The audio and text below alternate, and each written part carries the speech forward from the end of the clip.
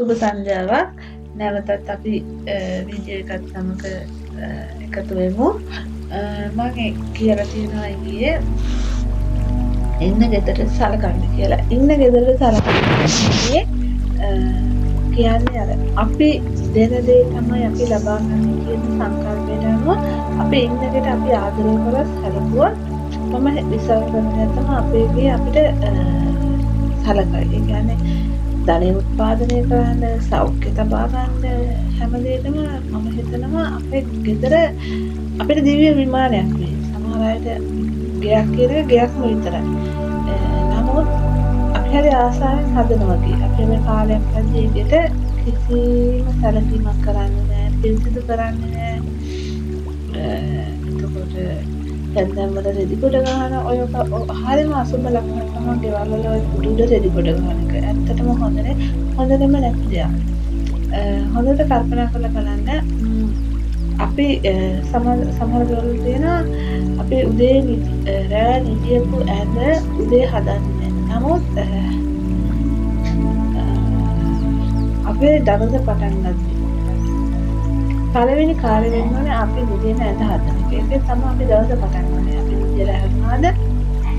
අපි නිදියට ඇඳ හදන එක තමයි අපි දවසේ කාර්ය වෙන්නේ. නමුත් අපි සමහර ගමන්වල බහුතරයක් ගෙවල් උදේට නැගිටිනවා. හැබැයි රැට අහපන් නිදියන්නේ අර ඇඳේම තමයි ඇඳ හදන්නේ. ඔයාලා බලන්න කල්පනා කරලා ඒ නිදියට ඇඳ හදලා නිදියට ඇඳ සාස්ත්‍රයක් බලන්න ඉන්න. ඔයාලගේ හිතේ කොච්චර සැනසීමක් දැනෙනවද? මොකද රැයක් පුරා පැය 8ක් පැය 10ක් සමහර අයට පැය 6ක් පැය 8ක් පැය 10ක් ඔය කාර්යයක් අපේ ශරීරය සුව පහසු නිින්දක් දීපු තැන ඒක අපි හරියට පිළිවෙල සකස් කරනවා නම් අපේ පොට්ටේ පිළිවෙල සකස් කර ගන්නවා නම් එතකොට බලන්න අපිට කොච්චර මනසට නිදහසක් දැනෙනවද? සමහර අය ඇත්තටම කියනවා නම් සමහරලාට බෙඩ්ෂීට් සෝදන්නේ නැහැ. කුණු බෙඩ්ෂීට් වල නිදිනවා. එතකොට සමහර අය කොට්ට කවර සෝදාන්නේ නැහැ. ඇත්තටම අපිමයි අපේ ජීවිත විනාශ කරගෙන මේ වගේ තත්ත්වයකට ගිහිල්ලා තියෙනවා. තියෙන දේ පිළිසිදුව පිළිවෙලට පාවිච්චි කරන්න, සතියක් ගානේ තමන්ගේ බෙඩ්ෂීට් සෝදන්න, කොට්ට කවර සෝදන්න, තමන්ට ආදරය කරන්න.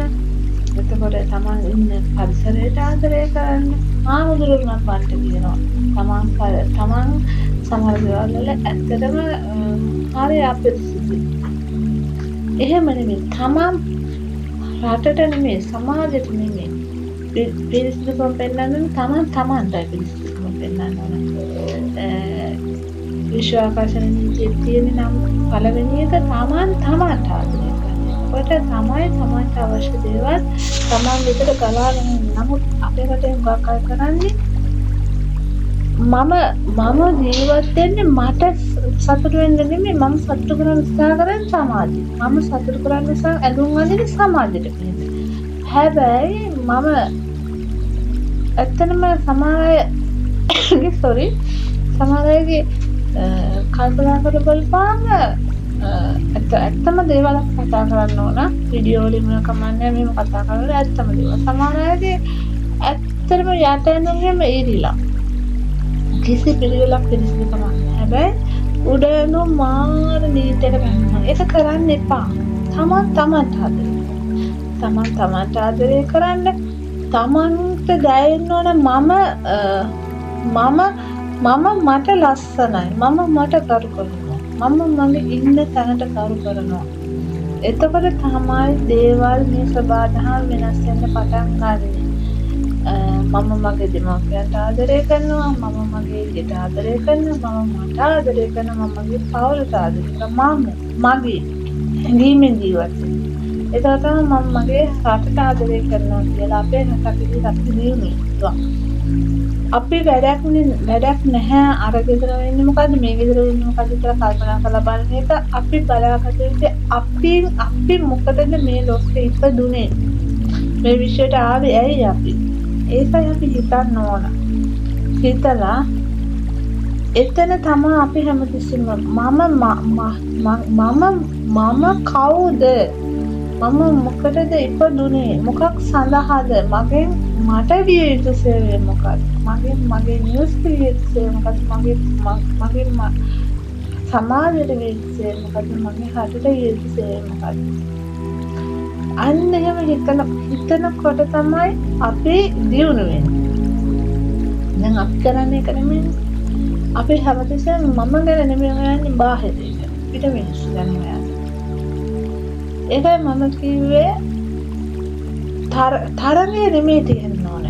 සැසඳීම නෙමෙයි තියෙන්න ඕන. ඊයේ දවසේ ඔන්න මාව පරද්දලා අද දවසේ කොහොමද මම අලුත් දෙයක් ඉගෙන ගන්න. අන්න ඒ විදිහට තමයි අපි දෙගෙන හිතනවා.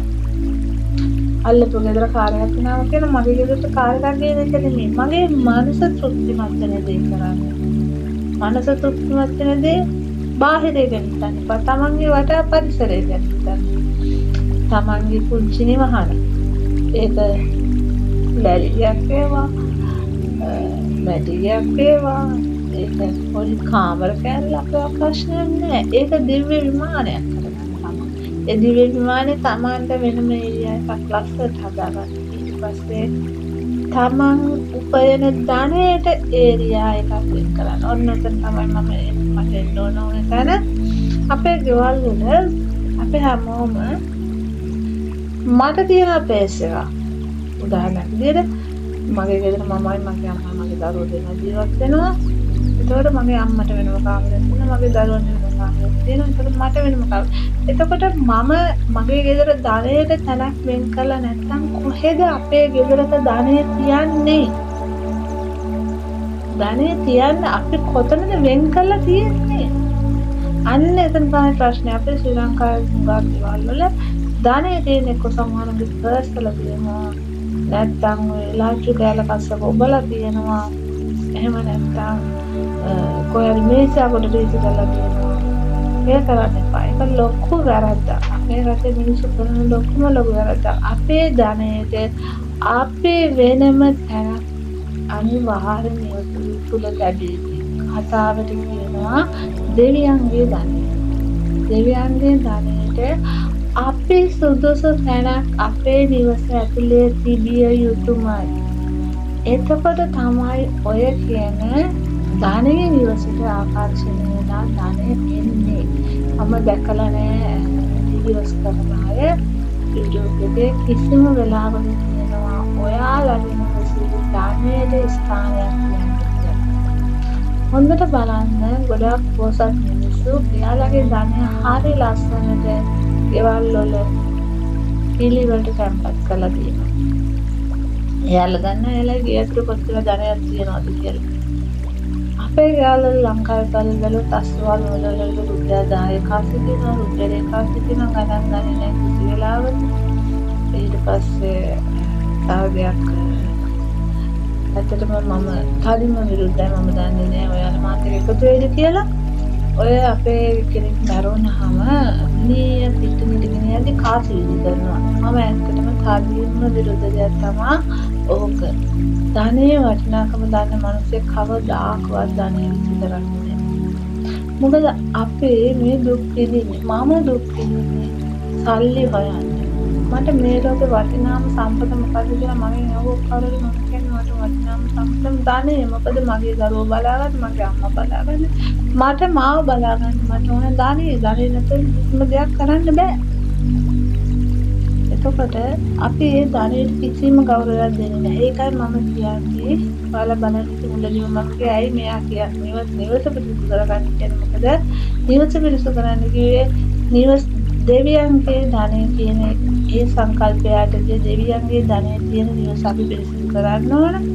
ඊට පස්සේ ඒ පිරිසිදු නිවසේ දිව්‍ය විමානයේ අපි තැනක් හදන්න ඕන. ධනයට සුදුසු ස්ථානයක් හදන්න ඕන. ඊට පස්සේ ධනය අපේ නිවසේට ගලාගෙන එන මාර්ග පිළිවෙලට තියන්න ඕන. අපි උදේ ඉඳන් රැය වෙනකන් අපිට සල්ලි නෑ කොට වෙන්නේ. අපි ධනය තියන්න සුදුසු ස්ථානයක් අපේ ගෙදර වෙන් කරලා නෑ. ඒක තමයි මම දකින්නේ මේ රටේ ගොඩාක් බහුතරයක් මිනිස්සු කරන වැරද්ද. අනිවාර්යයෙන්ම ඔයාලා මාත් එක්ක වෙනවා නම් මේකට කමෙන්ට් කරන්න. ප්‍රශ්නයක් නැහැ, මම කමෙන්ට් වල උත්තර දාන්නම්. මාත් එක්ක ඉඳලා හිතන්න අපේ රෑදෑරේ ගෙදර එනවා අපිට අංගාල ගෙවල් කාමරයක් හදලා යන්න කියන්න හදලා දෙනවා. එතකොට අපේ ගාව උදේ නමක් තියෙන දානෙට අපි තව ස්ථානයක් හදලා දීලා නැත්නම් කොච්චර වැරදිද? හොඳට බලන්න පිටරට වීඩියෝ වල පිටරට පොත්වල ලියන ලේඛකයෝ ලංකාවේ මොටිවේෂන් කරන උගාකල් කියනවා දානෙට ශක්තියක් තියෙනවා. අපිට ශක්තියක් තියෙනවා. එහෙනම් අපිට ඉන්න ඕන නම් ස්ථානයක් දානෙටත් ඉන්න ස්ථානයක් තියෙනවා. මාත් එක්ක එකඟයි නම් ඔයාලා මගේ වීඩියෝස් බලනවා වගේම වීඩියෝස් වලට ලයික් කරන්න. මාත් එක්ක එකඟ නැත්තම් මට කමෙන්ට් එකක් දාන්න. මම ආතයි ඔයාලගේ දැනුමයි මගේ දැනුමයි බෙදාගෙන මේ ගමන යන්න මම ඇත්තටම ඉගෙන ගත්ත දේ වීඩියෝස් වලින් ඔයාලට අරගෙන එනවා. මම සූර්යා. මගේ වීඩියෝ එකට අහුම්කම් දුන්නට බොහොම ස්තුතියි. මම නැවත අලුත් වීඩියෝ එකකින් ඉන්නවා. අපි කොහොමද මේ ජීවිතේ දිනමු කියන සංකල්පයෙන් තමයි මම මේ සිතුවිල්ලක බලය YouTube නාලිකාව ඕපන් කරේ. බොහොම ස්තුතියි.